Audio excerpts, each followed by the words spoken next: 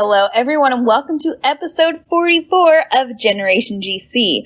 My name is Molly Hudelson, I'm your host, and today we're talking about Mountain from the Chronicles of Life and Death, Good Charlotte's third studio album, and my guest today is Elijah Witt, the vocalist of Cane Hill. You may notice the sound is a little different on this one. I am recording this on my phone, and I'll give you a little note about that later.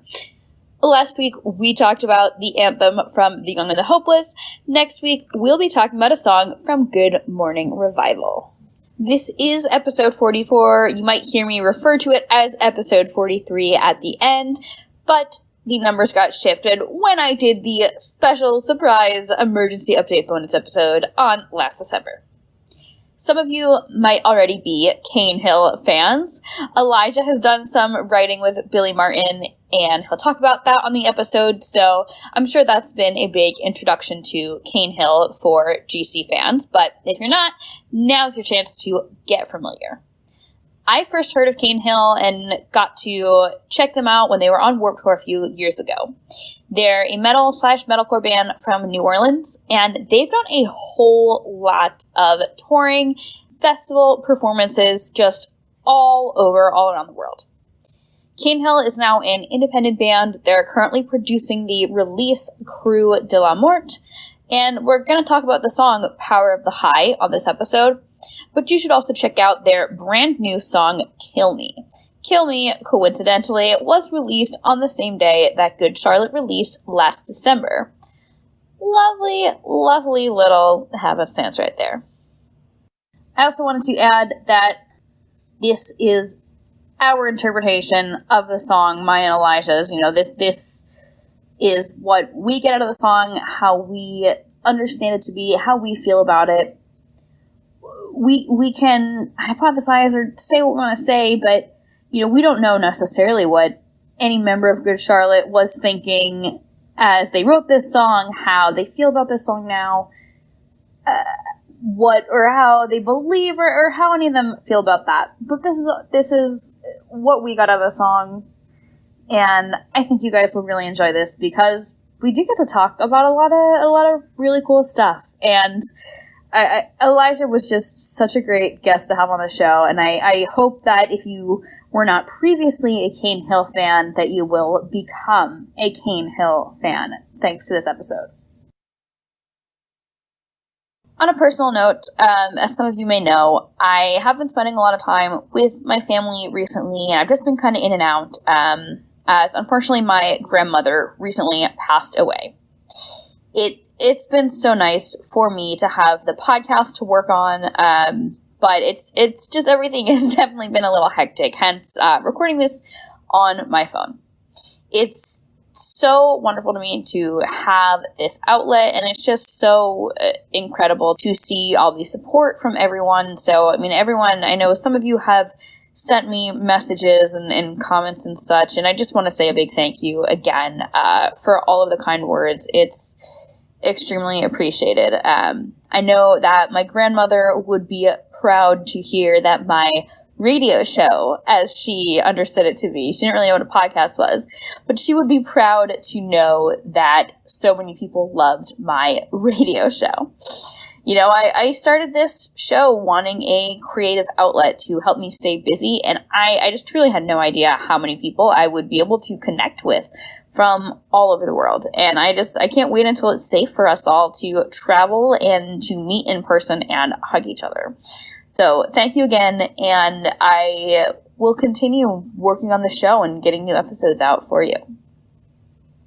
As a few final notes, I want to remind you all to please visit antisemitism.card.co and blacklivesmatters.card.co to learn more about anti-Semitism and the Black Lives Matter movement, respectively. It's important to continue speaking out against injustice, and educating ourselves is a very, very important step in that. So I would really encourage you to do some reading and maybe learn about things you may or may not be too familiar with yet. Finally, Generation GC stickers are here. If you do want a sticker, there's two things you can do. Number one, you can go to anchor.fm/generationgcpod and click support. And if you support the show on Anchor, all of that money comes right back into the show. Helps me buy the things I need to keep the show going, like headphones, laptop risers, cables, adapters, as well as print stickers and mail them to you. Number 2, you can make a charitable donation. There's a lot of amazing organizations listed at blacklivesmatters.card.co. Any of them could use your support, and just whatever you are able to give would be absolutely amazing. Thank you all for tuning in and for your continued support of the show, your engagement with it, and your excitement of it. It brings me so much joy through all times, the good and the bad times. Thank you for listening to the intro, and now on to our episode. So, Mountain is track 11 on the Chronicles of Life and Death. Track 10 is The World is Black, and track 12 is We Believe, which we did an episode on this summer. Not a single, so no radio play, no chart notes, no music video, but it was included as a B-side to the Chronicles of Life and Death CD single in Australia. It has been played live. Setlist.fm ranks it number 38 on their songs, with 21 records of the song being played. Of course, you don't have to add the disclaimer, that's definitely not totally conclusive. Like, I always look at these and see shows missing. But to give some perspective, they played it at Fuse in New York on September 21st, 2004. They played it at Soma in San Diego that Halloween, a couple other times in the US, and a lot overseas. And since coming back from hiatus, they played it at Paradise Rock Club in Boston, April 2016. That seems to be the only time they've played it since coming back from hiatus. Paul Thomas in 2014 told Music Radar that it is his favorite bass line to play live. He said, "It's not one of the bigger hits, so we only get to play it when we have a long set. I absolutely love the heavy riff at the end of the song, and playing it live is always fun. Nobody's standing still during that part of the song." I don't think I've ever heard this live. Have you? I have not. It was written by Benji and Joel Madden and Billy Martin, and Joel recently named it as one of his top 5 GC songs. So there you go. Before we dive into it, Elijah, I would love to help introduce you and Cane Hill to our guests. So, first questions I like to ask everyone: when did you first hear Good Charlotte? What did you first think of them? And have you ever seen them live? I'm pretty sure I heard of them first when I was in 5th grade. Okay.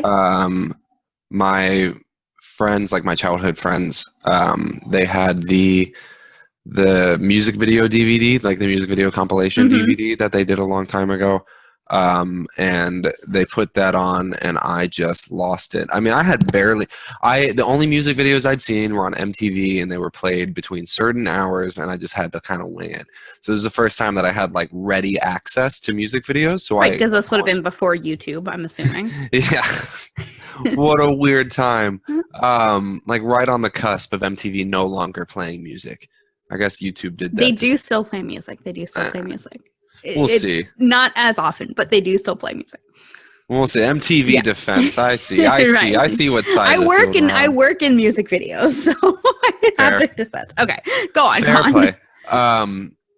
But like, so I had them on repeat essentially, and maybe that's what like made me love it. It was also probably like the first access I ever had to like interviews with a band from behind the scenes, like, how they felt about things, like after they were done, you know, like the retrospect ideas of all their music. And it was the first time I'd ever seen a band like playing a festival gig, which was Festival Song, obviously. Right.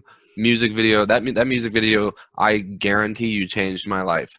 Because I saw them living in a van with mohawks and Liberty Spikes, playing to like 50,000, 80,000 people throwing toilet paper. I was like, so that's what I want. Me and my friends would do like, we would plan on shooting fake music videos for their songs, which never panned out. Yeah, real. I was gonna ask if there were any hardcore fake into it. videos I could see, but They don't exist anymore.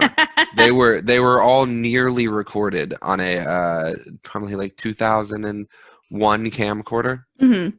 It would have been really high quality. Right.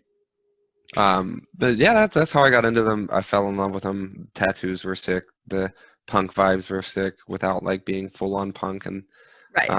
because I was never into like Rancid or anything like that. Like I like catchy pop melodies, man. You know what I mean? Yeah.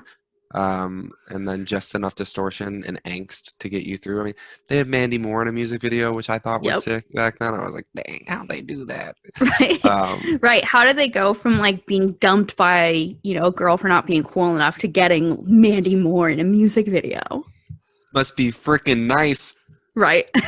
What a bucket list goal. I mean, they just had it.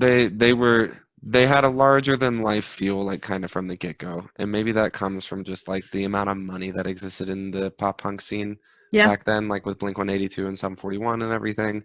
But it was huge, and I was just this little kid from a town that had like 720 people, like literally less people than that festival. More cows probably than were at that festival though. So, are you from New Orleans? Because I know Cane Hill is like based in New Orleans, but did you grow up in that area? I grew up like 50 miles north in the middle of podunk nothingness, a little town called Folsom. I think Phil Anselmo lives there now, which is fine. I'm gone. Yeah. Town sucks. Yeah. So, I mean, talking about festivals, I know Cane Hill obviously played Warped Tour 2016, because I remember I had sent you those pictures that I took. I want to say it was like Seattle, like one of the last dates of that tour. That was a good day.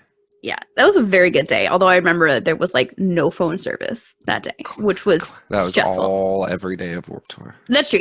That was actually like every day of Warped Tour. What other festivals has Cane Hill played? Loads, honestly. I think Warped Tour, as crazy it might sound, might be kind of like the middle tier of festivals that we've done. No, the funnest part about Warped Tour is just it's an entire summer of festivals. But we've done Download multiple times over in the UK, Resurrection Fest in Spain.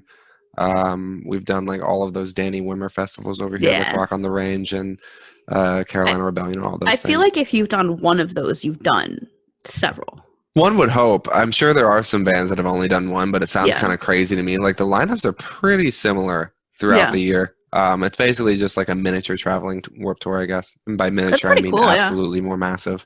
Right. It's like fewer bands, but crazy amounts of people. Yeah.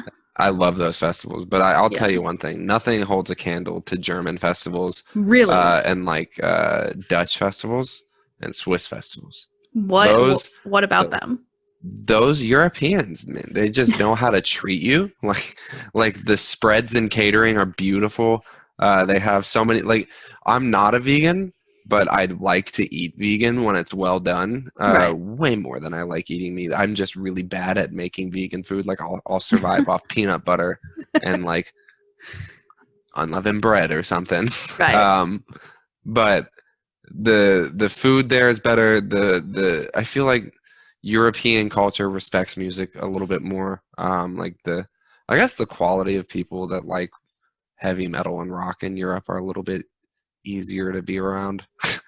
Just like the subculture of the individuals. Yeah. Like when you look at like the rock scene in America, it's very like Midwestern. That's the general type. Yes. Metalcore is a lot better. Metalcore is super open-minded. Super great fan base. They treat you well and they treat everyone around them well. So it's very different than the rock scene or even the metal scene. It's interesting that there's so many like distinct differences, because obviously you have played a couple different festivals, right? So it's not like one band fits in one camp and one camp only, right? Exactly. I mean, I do believe it's a bit harder to do it, and you have to have the right sound. Which is something that we kind of defined about ourselves in the beginning. Yeah. But we can't play like a hardcore festival, but we can play like a rock or a metal festival. But you'll never see us at like This Is Hardcore. You'll never see us at like Bonnaroo or anything. Although Code Orange did Lollapalooza, right? Code Orange is like, didn't they like win a Grammy or something? Or they were nominated? They were for sure nominated. Yeah. But what they're doing is absolutely art. And I feel like the metal category for Grammys is like, if you're not making like 100% art on every level, sorry about that, then you won't get the Grammy. But they kind of just took it above and beyond. Like if you look at their live streams, the things they do are just, they're insane to the normal band. And they do it all very DIY, so they're not spending like a lot of money. They're just creating something that's genuine. Sorry to get off on a tangent about them. No. I think they're pioneers of what's going on in the modern age of music, especially in the heavy world. And what they do is they go out and kill it in every aspect, and that's hard to do. I definitely want to check out some of their live streams, because I think that's a lot of bands, especially there's like a certain category of kind of younger, newer bands that will get really caught up in like spending a lot of money to make something that looks nice but isn't actually good. It's us. Yeah.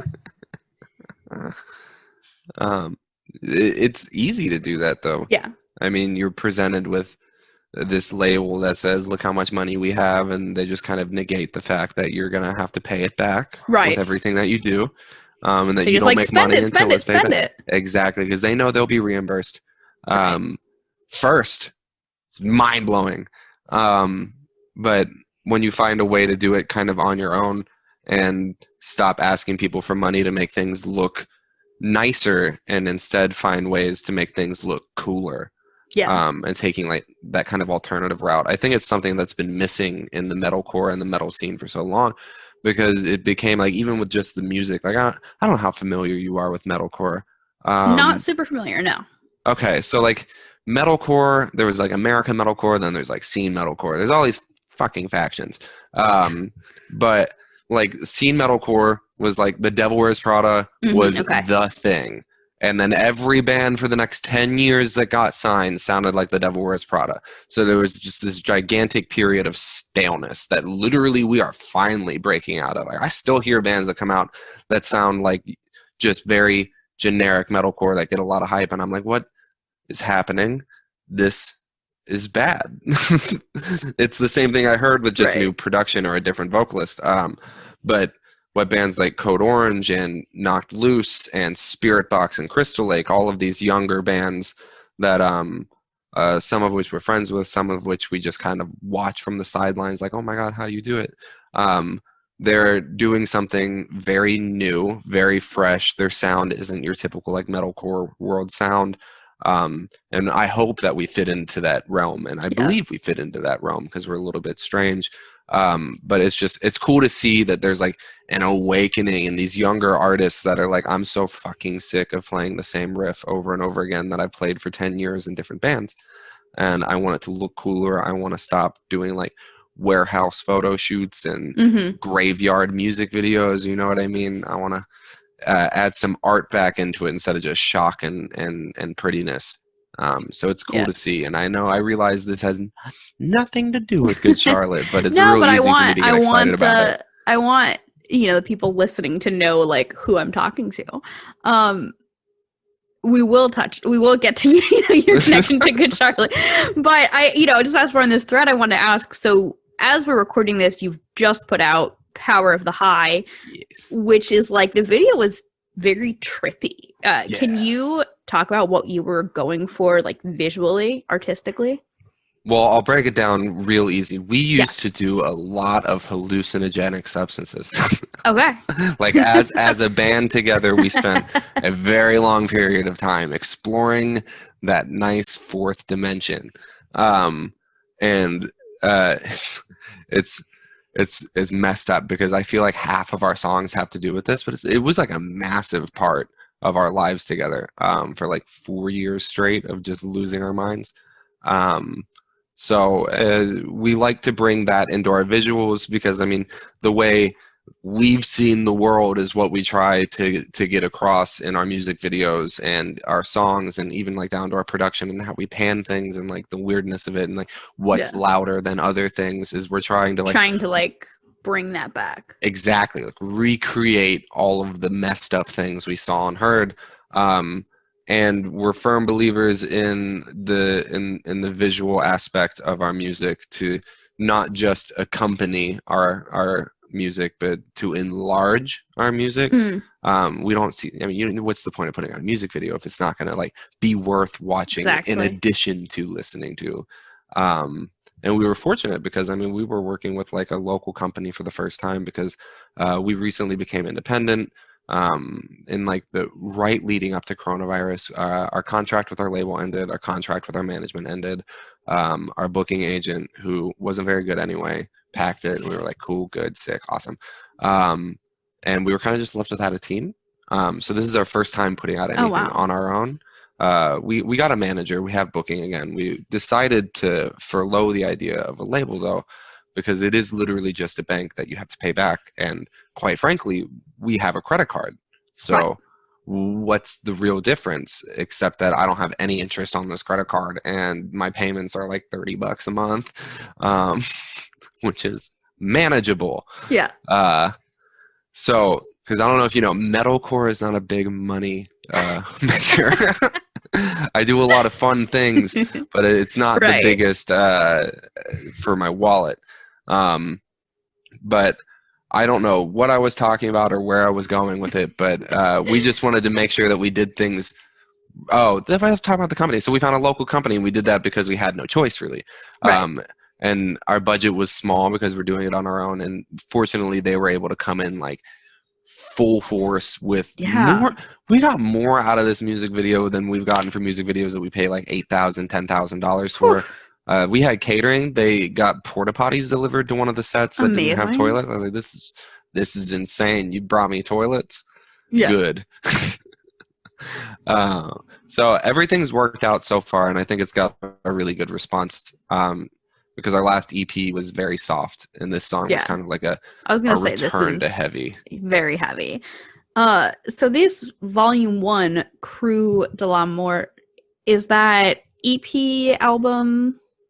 It's a secret. Oh, okay. We're staying very mysterious with this since we're doing it on our own. We don't want to give anybody any expectations. It allows us to kind of change our plan whenever we want, which is fun for us and miserable for everybody else. But I think that what we're doing and what we end up revealing over time is going to be really exciting for everybody, because it's not necessarily an album, it's not necessarily an EP, it's kind of just a release of some sort. Yes, it is a release in some capacity. Yeah. Well, we'll keep our ears and eyes open. I would hope so. Oh yeah. Otherwise, you're going to walk into a wall. I'm ready to be a father based off that joke. Right. I could tell why you and Scott Waldman might get along. He's got a new kid. He's full dad. I know. So when I have to mention this excellent tweet that I found when I was like doing some research. You tweeted like the cover of To All the Boys I Loved Before, but it was like Joel's face and the Little Things lyrics. And I thought that was very funny. I 100% forgot that ever happened, but yeah. Came up. I searched like I think your name and GC and I found it. So obviously, having just connected with you and read some articles where you mentioned it, I know that you're a big Good Charlotte fan. But when I listen to Cane Hill, my first thought is not, these totally sound like guys that are totally Good Charlotte fans. Like my first thought is metal and heavy music, maybe some other things. What are the metal influences like, and how does Good Charlotte fit into all of that? Yeah, I'll be honest. I don't have that many metal influences personally. That's why I think our band sounds as fun as it does, is because I don't come from a metal background. Like I started listening to Slipknot when I was in this band, and people started comparing us to Slipknot. I was like, I should know what they're talking about. I could see it. I guess so. Like I wasn't a big Korn fan. Like my brother is 42, I think now, but when I was like around the same age, I was getting into Good Charlotte. I think the year Good Morning Revival came out. because that's the year that I left Virginia, which is where I was living post Katrina for 2 years, which is how my whole life is separated. You got pre-Katrina, mid-Katrina, post-Katrina. And driving from Virginia back to Louisiana, I remember he had like a record that had like 36 Crazy Fists, Five Finger Death Punch, like a long time ago. Five Finger Death Punch is now the biggest metal band in the world. Yeah. Sucks. They were better back then, in my humble opinion. But I mean, it had like Korn and Slipknot, so I knew who Slipknot was. Never cared to listen because it sounded to my young ears like a bunch of yelling and noise, and I wasn't yet into screaming music, obviously. But like I grew up on Good Charlotte. I grew up on like radio rock mostly. Like if there's a metal influence, it's probably like 3 Days Grace. Right. Who Adam Gauthier is one of the best vocalists I've ever heard in my life. And then as I got more into singing, it was like Lane Staley became one of my biggest inspirations. Phil Anselmo for screaming, not mentality wise.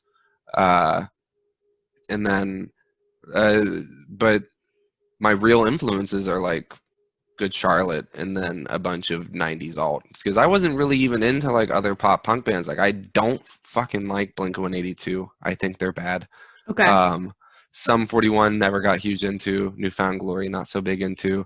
Like I listened to like Taking Back Sunday's Louder Now album, which is one of the best emo pop punk records I think I've ever heard. Yeah. And like Hawthorne Heights and stuff like that. Good Charlotte was kind of like this I feel like weird Hawthorne anomaly. Heights is more on the emo though. Yeah, well they're like ultra emo. Yeah. They are the most emo you could be. The boy said, "Cut my wrists and black my eyes," and I was like, "Yes." They understand how sad I feel. I'm in 6th grade. Right. I've never had a job. But yeah, so I mean, heavy influences, meh, few and far between.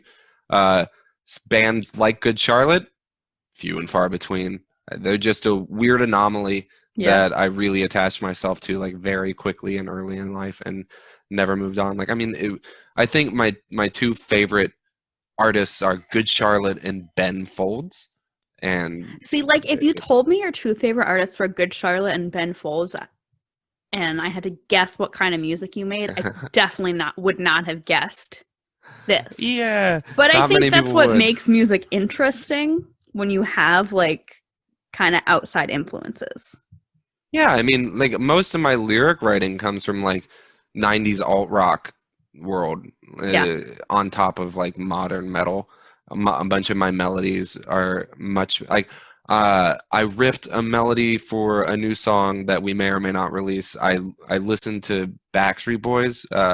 Amazing. The song's Call Me, right? Is that it? I'm ready to call me. I know the song. I think you're right. Yeah. I mean, I made a vocal melody based off of Backstreet Boys, and I think it's going to be a hit. But yeah, so I mean, heavy, meh. Yeah. It is something about Good Charlotte you grabbed onto. Good melodies. Yeah. Boy, and harmonies. I mean, listening to Benji and Joel harmonize is what first got me started, like trying to learn how to harmonize myself, and I pride myself on how good my harmonies are nowadays. Yeah. And like finding cool ones that you wouldn't expect to sound good. But I think they're lucky. They're brothers. They get to sound good together. I just have to hope that my band sounds right when they do it live. Right. Well, they're identical twin brothers, so I think they're identical. So they're pretty close. Yeah. So they share a lot of genetics. Must be weird. Yeah. So just one last question before we do kind of our deep dive into Mountain, but you had done a writing session with Billy Martin on Twitch recently. So how did that come about, that collaboration? Well, first, let's just point out that it's the coolest thing that's ever happened in my life. Yeah. Second, he just, he found our band a while ago. Like, I think nowadays everybody knows that Billy's like a new metal guy. Like, he loves heavy music. Well, he did when he did that stream for the self-titled. I remember he talked about meeting the twins for the first time, and he was wearing like a Korn shirt or something. Yeah, hilarious. Yeah. Like you wouldn't expect a guy who said he loves Korn to make a mall goth band, as he likes to call it. Right. But he loves nu metal, and we've always kind of fallen into this weird nu metal category, which I guess is fine. I think Limp Bizkit's great. Yeah. Like, I fucking love Limp Bizkit. The rest of nu metal is fine. I don't hear it in us, but who am I to judge my own music? But Billy decided he fucking loved it, which was great. He said he was going to say hey to me on Warped Tour, but somebody told him that I was an asshole, which is heartbreaking, let me tell you. Oh my God, yeah. I was an asshole for what it's worth. So probably best he introduced himself later on. That was like in the midst of all the drug stuff. Bad time. Not great. But so he found me on Twitter, and we had a few little discussions here and there. I had mentioned how much I love Good Charlotte, and he told me he liked my band, and I was like, that's the coolest thing. That's so awesome. But he hit me up to be on a song for an EP that he's been working on for a while, and he set up a bunch of different people. There's some cool artists that he's involved with right now. I don't know how much he would want me to talk about, but it's a very badass little project. And I had been dealing with our own music. Like I said, we lost our whole team, so I was dealing with the chaos and the rebuilding of my own band. I told him I wanted to do it, but I had never been able to like actually make time for it. But conveniently, I started streaming recently, and I was like, you know what would probably be a really good idea to A, build hype for my own stream selfishly, but B, to like get started on this project with Billy, have him directly involved in it, have it directly benefit him as well, and then get like the word out on it as well to build a little bit of hype surrounding it, since the internet loves hype. It'd just be a good idea to stream it, and he was all in. And honestly, I expected it to go so poorly. The nerve-wracking energy flowing in me, like knowing I have to come up with cool lyrics and like cool melodies on the spot with the guy that got me into music. No pressure. Like him specifically, he got me into music because he played badass guitars and had badass tattoos and was like the weird, quiet one who played guitar. And I was like, yeah, that'll be me. And I'm very bad at guitar, unfortunately, but I definitely own a few Paul Reed Smiths because of that, man. So expensive. So dumb. They're so good. But forgot where we were going again. Just talking about Billy's, how that collaboration with Billy came about. I'm very lucky. Is pretty much the gist of everything. Is that was the coolest thing ever. He liked everything I did. He was texting me a few days afterwards about how hyped he was. I was like, that's fucking sick.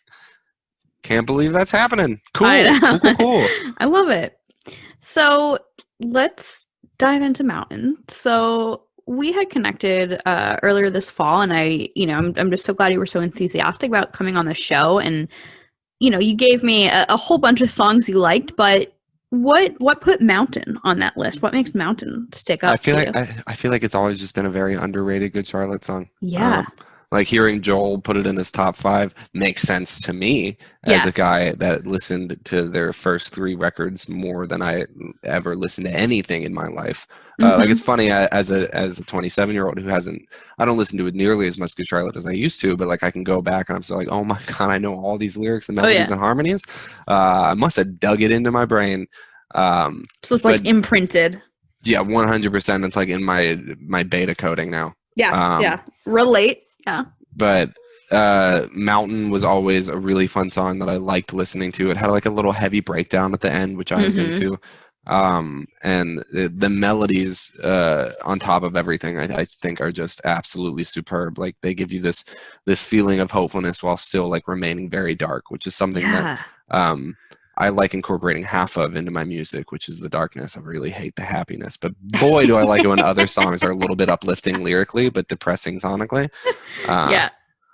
So it's a good song that I think gets overlooked by people.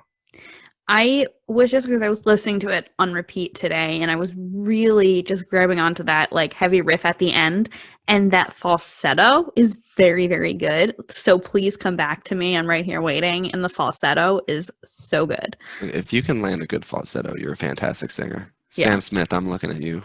Yeah. So let's talk about what this song means. I mean, what's your interpretation of what they're writing about here? Okay, so originally, my entire life I've been convinced that it's about God. Okay. And then I reread the lyrics today, and I'm not so convinced they're about God. I'm like, Yeah. this is about a person. And then there's the obvious fan theories that it's about fans, but that seems a little bit narcissistic to me. Right.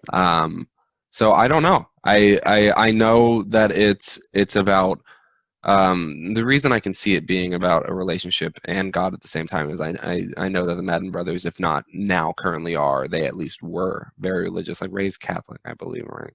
I believe so, because I know they're Irish. So classic. would not be a far reach.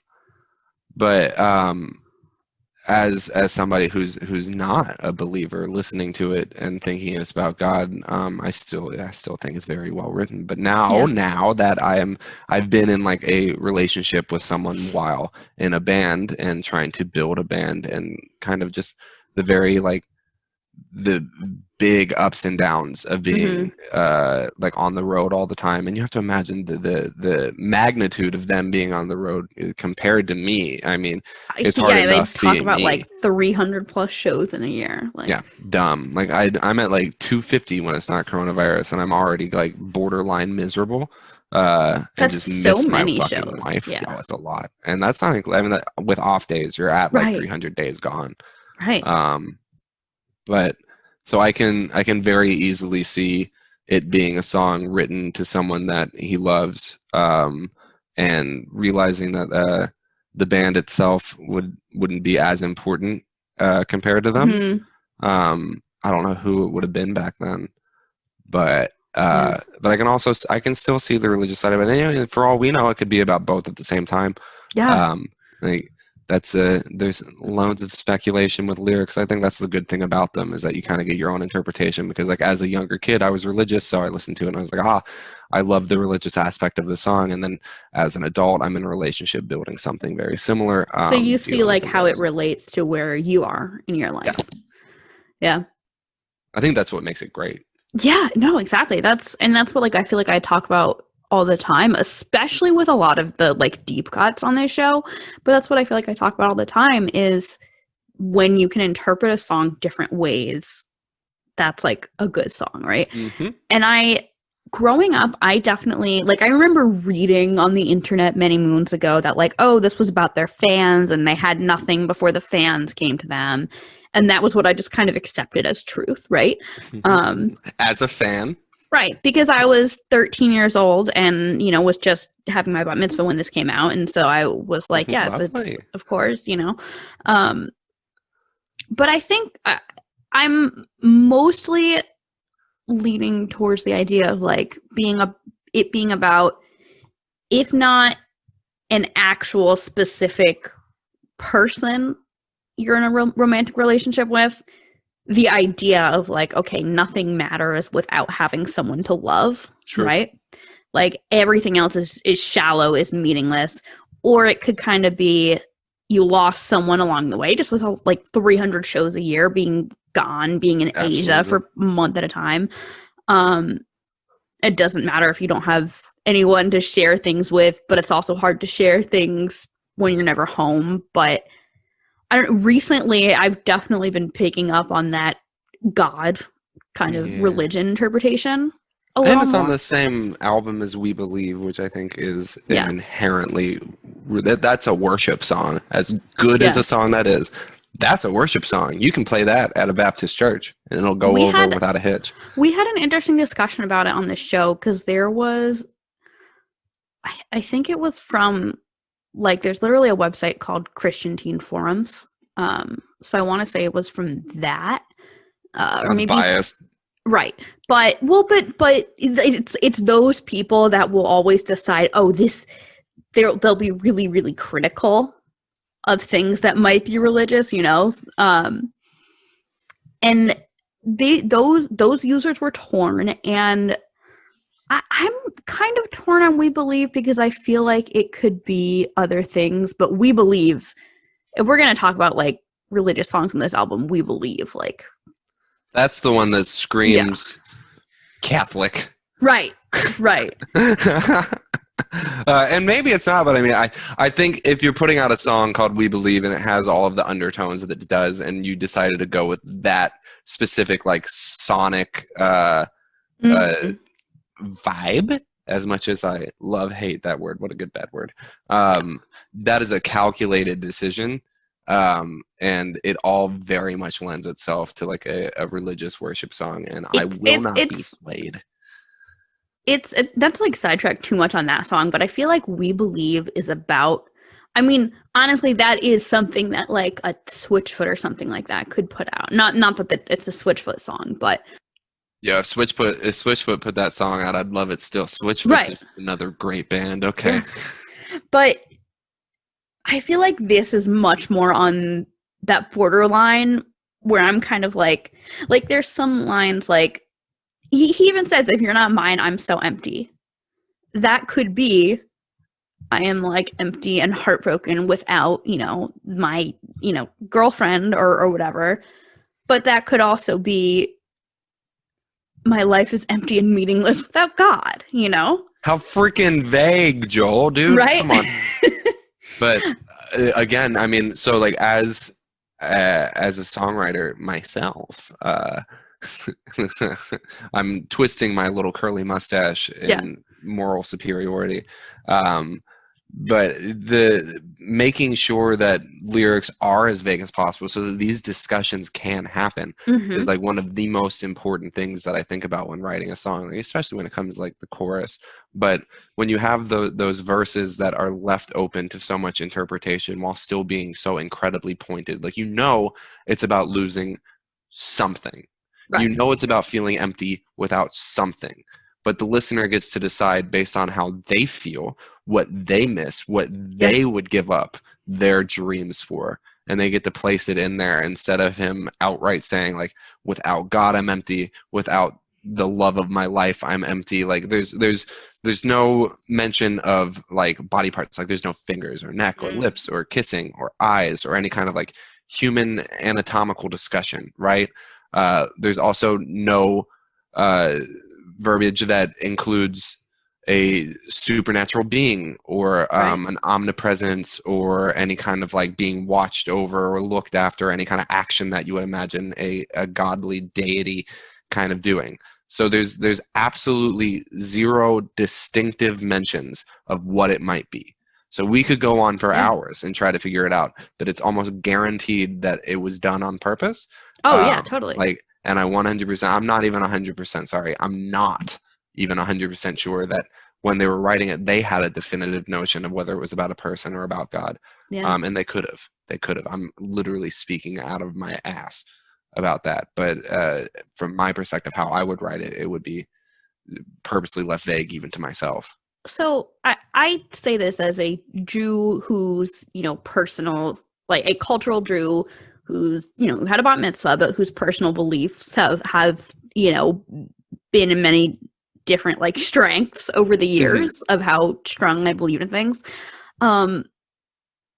So I consider myself still an outsider in the world of like mainstream Christian music, but so many songs, like, especially when we talk about like a Switchfoot or like a Lifehouse, I always forget Lifehouse is Christian. Yeah. Oh, yeah.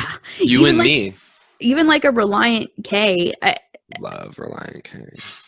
So many of those songs, especially the ones that would cross over to the mainstream, like sounded like love songs, but like definitely were about God. I mean, I absolutely hate to bring up this reference because I sound like such a little white boy, but South Park made fun of that entire concept where to make a Christian song, you just take a love song and replace the nouns or pronouns with nouns or pronouns that relate to God. So I love to kiss her. I love to kiss you, God. Right. Yeah. And I mean, the same can be said about the alternative. And again, crucify me for using a South Park reference, please. I hate myself for it. But the fact that you can take any Christian song and replace the words God or any kind of like heavenly idea and make it more humanly relatable and then put it out. I mean, that is exactly what Switchfoot did. That is exactly what you and me and all these people by Lifehouse. It will never play in me Imagine God in my head. I'm thinking about my wife. And that's messed up. Shh, wife, don't speak. I don't know.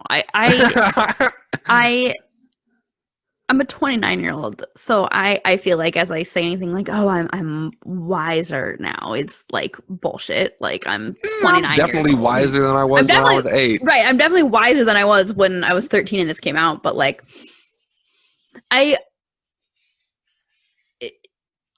my worldview and my life experience has taught me that I could see why people might use similar words to describe those things. Number one, to make it more marketable, right? Obviously. But also because I think in some ways there can be some shared emotions, and there's kind of an art in finding out like what so is weird. You know? So weird you can talk about God the same way you talk about your wife. No, it's weird. It's weird, but it's, I don't know, I think the art is in finding the right way, like, which if this is a religious song, they did a fantastic job at. Yeah. Because I was convinced it was about God as a kid that was like raised Christian. So it passed the, raised Christian, like it passed your test as a kid. Yeah. I even that. went to like my the 2 years after Katrina, I went to like these worship camps. Jokes on them, made me atheist. Ironically, currently considering making the final, like converting to Judaism, but we can get into that later. Yeah. But as somebody who's probably now agnostic, all of those like festival camps pushed me in the opposite direction. But yeah, I've heard that from a lot of people. I can tell you the music was very similar. Yeah. To this very specific Good Charlotte song. Yeah. I don't know. I think they're like, I pick up on it a lot more as an adult than I did as a teen, but they're like, songs like this are like as, religious as you can get without being saying the Christian word rock God. Genre, right? Without saying the word God, right? No, absolutely. That's why I'm saying, like, if this were to come on at a worship service for like a youth group, you could totally. No one would question it. On. Oh yeah. I mean, even all these dreams and all these plans, you think about the idea of like God's plan. Like, God's plan. Well, and all these things, what I've gained and what I've seen, it can't compare to the love that you could give to me. Sounds like talking about the almighty love. Yeah. Which I also see how that could be talked about like a romantic partner. Can go either way, very strange. But that's why I say it comes down to the sonic aspect for me. Like, you have the lyrics and they're as vague as can be, but I feel like the actual music of it is very direct in what it is intending. So what do you think it's intending with the actual music here? I don't feel like Billy texting me to tell me I'm wrong, but it very much feels like it's intended to be about God. Yeah. He's gonna say no. Yeah. Maybe he'll say yes. I don't know. We'll find out, and I'll let you know in the future. Right. I don't know. I heard all these theories growing up, and like I can't ignore when, like, I can't ignore something that definitely was very widely circulated among like fan sites, like, Good Charlotte Rocks or gcfam.com and the live journals and all of those.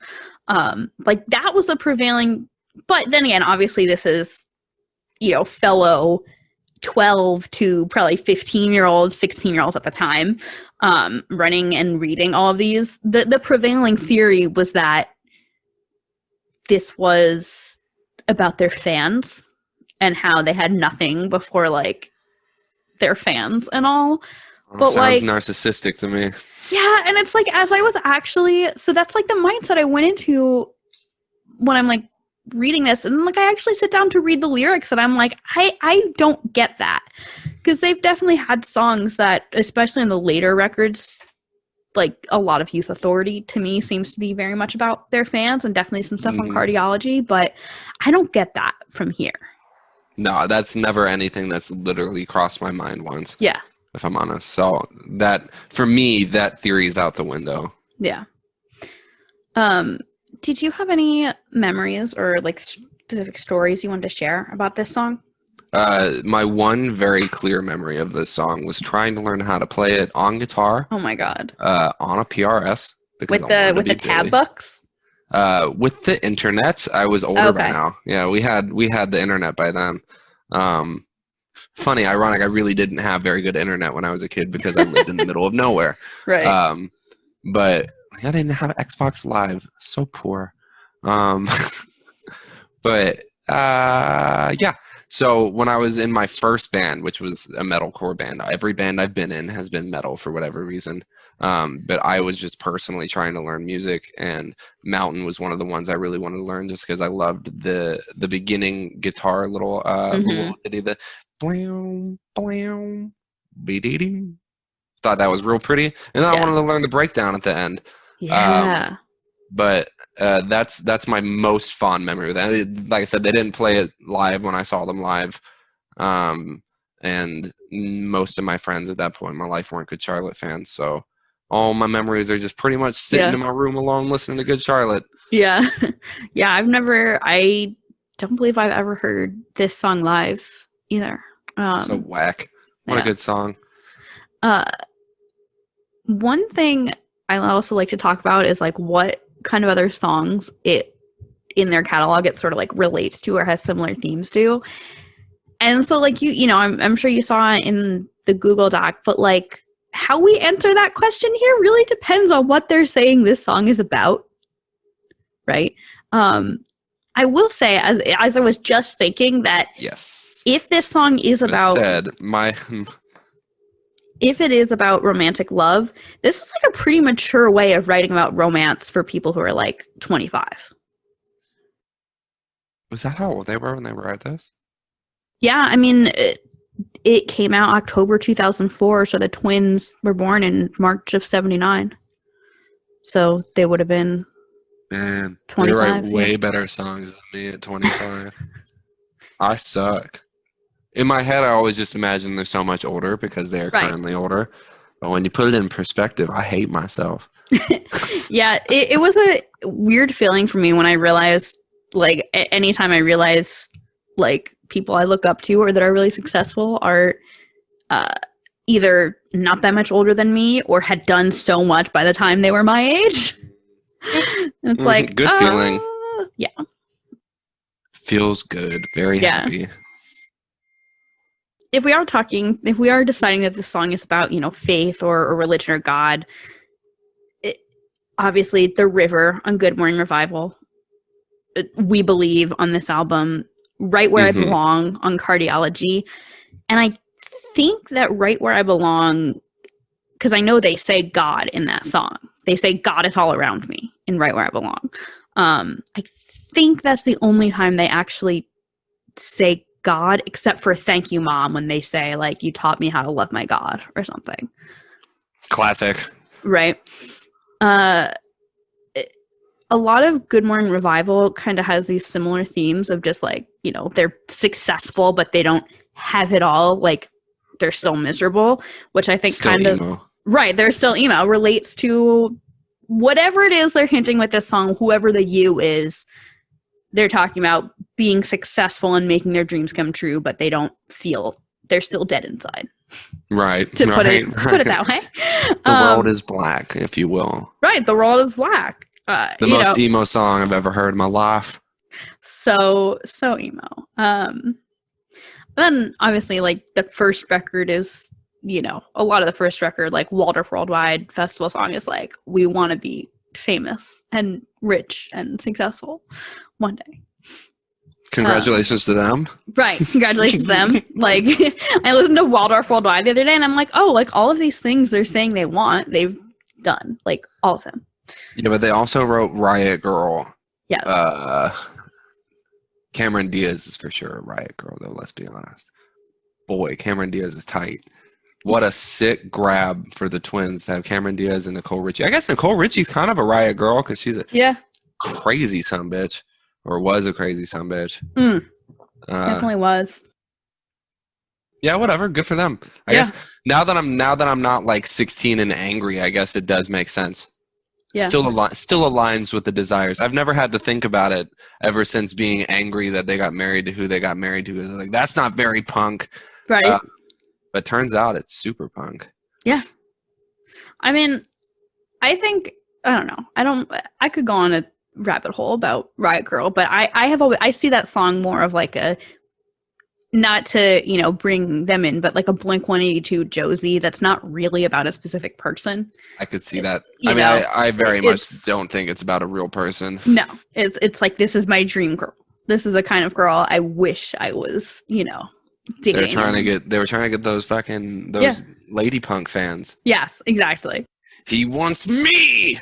Exactly. Oh, there were shirts that said Riot Girl GC and wristbands and stickers and magnets. I had a magnet in my locker that said Riot Girl. What marketing fucking geniuses. Right? Imagine selling a magnet in 2020. Right?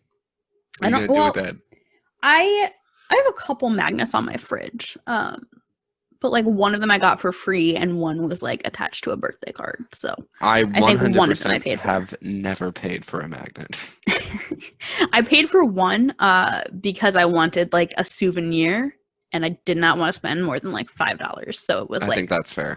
Yeah, it was like magnet or sticker. And I have like more stickers than I just have too many stickers. You don't have enough surfaces for the amount of stickers. No, I don't. The ratio's all off. Yeah, I have. I mean, I keep them, sometimes you buy a new notebook and then you got to put stickers on it. But no, I have so many stickers. I have that. I think I have 0 stickers. Yeah. I throw away stickers a lot. We have like our clients will send them in to the office and like my boss will be like, do you want some stickers? And I'll be like, okay. I don't really need them, but like, okay. Yeah, I have too many stickers, but I like stickers, so it's okay. There is an acoustic version of this song, but I think that was just like a performance that Benji and Joel did. It doesn't seem to be like it was an actual release at any point. Right. Let's get into some critic response and then some fan response. The fan response is like a wild ride, like a very wild ride. The critic response is here and there. So, as it always is. Right. So, Stylist Magazine gave it a B-, but also said their review was 6 out of 10. Which, like, I don't think that rubric lines up, but... That's a F. Right. Or like a D or something. But they said Secrets and Mountain are fine additions to their open-hearted mall punk catalog. The former is what the Maz Jerry Finn collab should have sounded like. Don't even know what that means. Yeah. Well, Maz is Morrissey. Oh, okay. Yeah. That makes sense. Boy, I'm young. Cleveland Scene called them Hot Topic darlings, which, not seems untrue. They like said an insult and a compliment. Right. I feel like that's a thing that was intended as an insult, but they would take it as a compliment, right? So... They said few pop punk bands outgrow the genre's Peter Pan complex without losing commercial viability. That's probably because 20-something angst doesn't translate well to the skate park. Nevertheless, an ambition to transcend 3-chord pogos drives the third album from Hot Topic darlings Good Charlotte. Chronicles largely avoids pop punk jauntiness, though there's no shortage of emo chug-a-lug, such as Mountain and SOS. SOS is so good, though. Yeah. So emo. It's very emo and very dark. Rock Sound named it as one of Good Charlotte's hidden gems. They said a slow-burning epic with a chorus as big as Everest. A publication with taste, obviously. Right. I always like reading those like hidden gems or like underrated songs type features because it's usually the ones I like the most. Yeah. And as we've been saying, Good Charlotte has so many like hidden gems. Let's read some song meanings comments. And like, as I think it has to do with like where the band was at this time, but the comments for Chronicles were like every time I've read comments for a song from Chronicles, they are insane and there's so much like fighting. And like a little later on, like people have like mellowed out, but there's so much fighting on every song from Chronicles. User Oleander says, Benji says this song is about their fans and how they'd be nothing if it weren't for them, but I don't quite understand the I'd give up all these dreams to have you in my arms right now part. Does sound a bit like pandering. Right. Yeah. Neon Love Chick thinks that this is a love song, especially because of the chorus, how it talks about giving everything up just to be with someone. But the only thing I don't understand is when it says, I wasn't on a mountain when it came to me. Well, I think being on a mountain means like being successful. That's how I always took that. Yeah, I would either see it as successful or as isolated by yourself. Oh, maybe both. Like because you're successful, that kind of isolates you. Mm-hmm. Oh. Lyrics. Yeah. Well, we've now gotten to, and this isn't even really relevant to this song, but just one of my favorite comments of all time, and I actually screenshotted this and made it my Facebook header because I thought it was just so fitting, and I thought this person would really appreciate being called out on a Good Charlotte podcast 16 years after the fact. Mm-hmm. User Slick Boot said, "Stop analyzing Good Charlotte songs. It's a waste of time." That's one way to look at it. Well, I'm like, why are you commenting? Welcome to music, huh? Right. The negative people have the loudest voices. Yeah. Oh, I hate them. Our next comment, Johnny Moorman says, "Personally, I think this is a piece of dog crap. See you losers at the mall. Ha ha." I still don't. So, I mean, I didn't even know what mall goth was until Billy told me that's what they used to get called, because I called him an emo king, and he's like, "No, well, emo wasn't even around when I was a mall goth." I was like, I don't know what the fuck that means. Like it's just another one of those instances of like, I hate it because they're successful and mainstream, and the majority of people like them, and they have MTV success. Right. Whack. Like, okay, go enjoy your they're 50 making a living basement band. They're making a very nice living. I would sell music. The fuck out. Oh my god! I could make a living. Oh yeah, are you kidding? Like people, it always seems to be like it I don't know.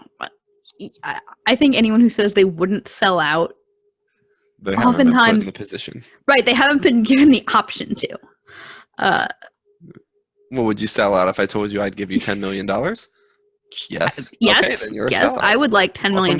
Yeah. Welcome to everybody's world. Right. I remember being in like, I guess 8th grade when Good Morning Revival came out, and I was one of the kids that said Good Charlotte sold out, and then I became an adult and I listened to Good Morning Revival, and I was like, this is an absolute excellent body of work. Oh yeah. Boy, I was a baby back bitch back then. Like, no one's ever going to be fucking pleased. And kids always want you to sound exactly how you sounded, but not so close that it wasn't worth putting out new music. Right. And if you try to please them, what are you doing? Like, one of the best things I ever learned from people in this music industry was think about how many fans you have. Yeah. Do you mind losing, let's say, half of it to grow 200%? Absolutely. Yeah. If you're always improving and making better music, sure, a solid portion of your fan base is going to hate what you put out. But no matter what, a solid portion of your fan base Boys bigger post hiatus than they were before their hiatus. Which is stupid. Say. I don't get their new music. I'm 27. I don't listen to pop radio anymore. Kind of like Mania more than I like Mania more than anything else they've put out post hiatus. And I will tell you why, and that's because for a while, I felt like Fall Out Boy were in this weird in-between where they were trying to be emo and they were trying to be kind of poppy and weird. And then on Mania, they were just like, fuck it, let's just be poppy and weird. And they just like went full into that. Yeah. So don't try to, that's what I'm like, trying to keep a certain fan base instead of just going balls to the wall and making good music in whatever genre you want. Like, if you're going to go pop. Yeah. If that's their best work, and it's because they released all of their inhibitions, about staying a little bit punk. It's like, bud, y'all ain't been punk since the first record. Right. Give it up. just go pop. Yeah. A few more comments we'll read. Overdose on Music said, this song's like another song about the long lost daddy. I don't get that at all from this song. I mean, I guess if you want to just think of Benji and Joel as one gigantic daddy issue, then sure. Right. You can interpret those lyrics that I would give up everything to have my father. Which I guess, I mean, I could see it. That's another, just another reason keeping it so vague is so annoying. Yeah. Because it could, I mean, there's plenty of songs about them talking about their dad. That are like very obviously about their dad. Mm-hmm. But I can't imagine third record them still feeling like their life would be so much better if their dad was involved. Right. It seems like a young. I mean, Predictable is definitely about their dad, but I don't think they're not saying like, oh, my life would be better if her dad were still here. Right. They're not longing for their dad, and that, and it's much more aggressive against their father, like, or I guess passive aggressive against their father. Yeah. Definitely not. I would quit this band to have my daddy. Right. I doubt it. And if it is, I apologize. Yeah. But I doubt it. I just don't get that from this song. There was another person who said that they'd seen a live performance where Joel said it's about, being without someone to love. He feels empty, even though he's successful now. And then just one last comment I'll read is Ingido said, well, it may sound heartwarming, with them being all humble and grateful towards their fans. Surely you must recognize that it is all for show.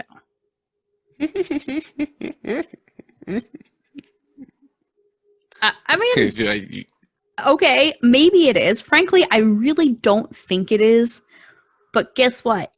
Even if it is, it worked. They've Great got marketing. Fans. They've got money. Like sometimes you got to pander. If it's pandering, right. It's well pandered. Right. Like, I feel like people who are fans of music don't like to acknowledge the fact that the band is a business. Yeah. And that sometimes you do literally do things with the idea of, hey, I'll make money off of this idea. Right. So if it is pandering to their fans, then fuck yeah, worked. From a business perspective, genius, good job. From a fan perspective, still a song about the fans. So nice. Genius, good job. Yeah. I mean, there's like, not that this is the entire metric, but like, I have so many more people than I ever would have thought that like want to be on this podcast. Because they're like, oh my God, like I love Good Charlotte. I feel that connection. So like they did something right. Yeah. There's no reason that I'm 27 still getting hyped off of being on a Good Charlotte podcast, other than the fact that they are a great band who found a way to make their fans feel like they were something, like a part of something bigger than they were. Like me and my best friends lived and died by GC. I had a brass knuckles necklace. I have one of those too. All the made merchandise. Like they did it. They made it inclusive. They made you feel good as a Good Charlotte fan. Because, I mean, it's not like every person in your school was a Good Charlotte fan. No, it was like it was like a little more exclusive. It was the weirdos. Yeah. All the strange little kids. Like, I was, and still am, a weird motherfucker. Mm-hmm. And that's where I found my place. And that's why I think they're better than Blink-182. I think they're better than Sum 41. I think they're better than Newfound Glory. Because we talk about Newfound Glory on this show a lot. I just don't think that they created a family. I mean, even the idea of GC fam, you know what I mean? Like it was this weird, strange cult following that I think every band should aspire to have. Yeah. Because while Good Charlotte might not be as big as Blink-182 is right now, certainly have put out significantly more good music. They certainly make me feel like I'm more of a part of something when I feel like when I find a Good Charlotte fan, I'm like, damn, already I like you. If I was a Blink-182 fan and I ran into another Blink-182 fan, like you probably like songs about farts. Right. I feel like you couldn't, I don't think you could test this, but I feel like Good Charlotte has a very high percentage of dedicated fans versus like casual listeners that are like, oh, this is in town. It's okay. Now if Good Charlotte shows up, everybody who fucking likes Good Charlotte ever will be there just to experience it again and be with other people that like Good Charlotte. Yeah.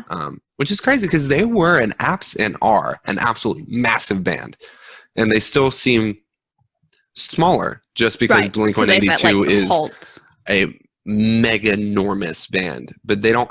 Blink-182 doesn't have a cult. No. They've got kids that listen to Blink-182, adults who still like make fun of "Where are you?" Yeah. But I mean, on top of that, all those other bands, just numerous member changes. Really, the only member change of Good Charlotte's the drummer. But then they've had the same drummer for like 15 while years. now, yeah. So He's fucking killer. yeah. I even think the first drummer of Good Charlotte was fine. He wasn't great, but he was fine. Chris, amazing. Yeah. But those are my opinions on that. Yeah. Well, as we I got a couple questions to wrap things up. How has Mountain in particular held up for you over time? 100% stands the test of time. Yeah. But you're not going to show me a single Good Charlotte song other than My Bloody Valentine and Riot Girl that I won't say stands the test of time. Yeah. And I think Lifestyles. I'm not a huge fan of Lifestyles and Okay. Rich and the Famous. Okay. I think I've always had this thing in me where if it's your biggest hit, I hate it. And I can't fix that. But like when you talk about being like a Good Charlotte fan, everybody walks in like, yeah, like Lifestyles. Yeah, now they're rich, right? And I'm like, yes. They are absolutely doing very well for themselves. Congratulations to them. Do you know any other songs that we can talk about? No. Okay. Right. I'm right. gonna go. So that's my beef with that. But Mountain stays phenomenal. The entire Chronicles album stands firmly as one of the best written albums of that time to me. As I've been like doing this podcast and like looking at all of Chronicles just like in such depth, I'm like realizing just how dark so much of this album really is, but also how just like well written and well crafted it really is.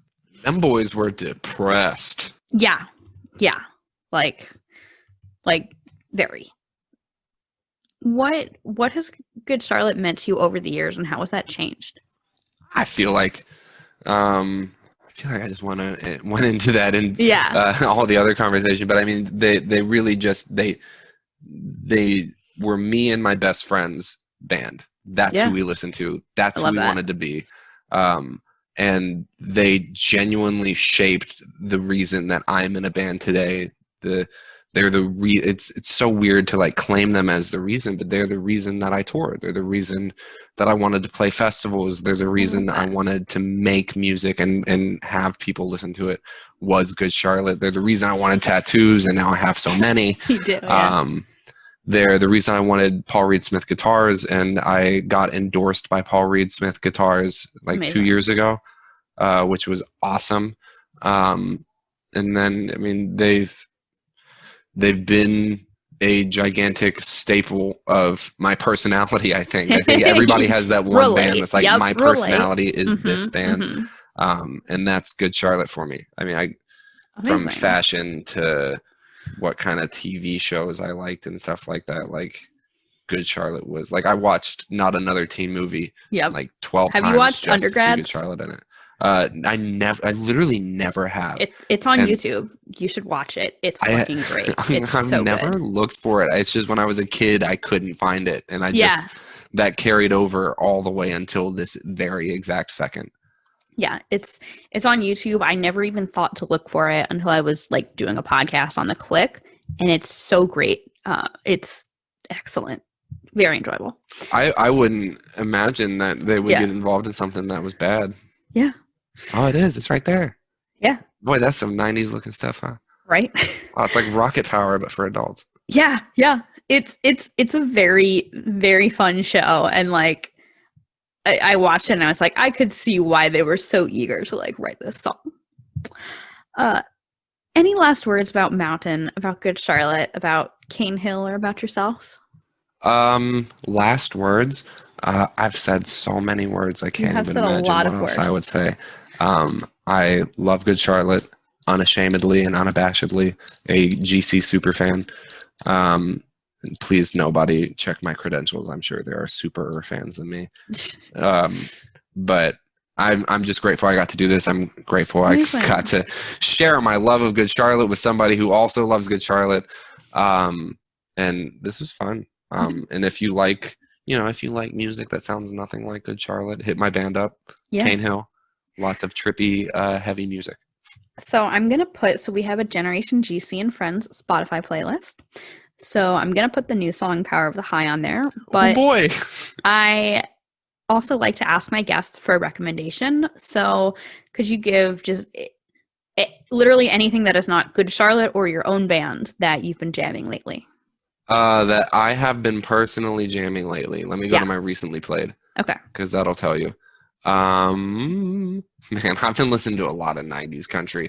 Listen to the band Spirit Box. Okay. So they're a newer band in kind of like the metalcore world, but their vocalist Courtney LaPlante was in a band that was from where I'm from a long time ago, and their new music is beautifully heavy and beautifully melodic all at the same time. And they've found a way to make a really cool sound that's all their own, and their visuals, again, I'm a big visual guy, are like out of this world. They are killing every aspect, just like Code Orange, like I was saying. And if not, check out my girl Shania Twain. If you haven't heard of her, you're gonna want to. Amazing.